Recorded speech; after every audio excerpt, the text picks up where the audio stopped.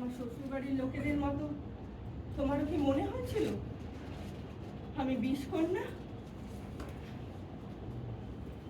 না ডাক্তারবাবু, না, আমি মানুষ নই, আমি মেয়ে মানুষ।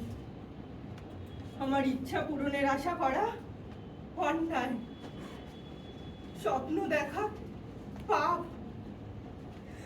অন্যের কাছে নিজেকে সমর্পণ করার অভিলাষ বাতুলতা। আচ্ছা, একজন রিকশাকে টুটি টেপে মারার মধ্যে শিক্ষা, স্পর্ধা নাকি বাধা হয়ে দাঁড়ালে বিধবার উল্কি দেয়? আমি আমি তো আপনার কাছে। আরে শশী, তুমি এসে গেছো? ও বাবা, আরে এর থেকে তো চোখ সরানোই দেয়। চলো এবার বেরোনো যাক। হ্যাঁ, অনেকটা পথ যেতে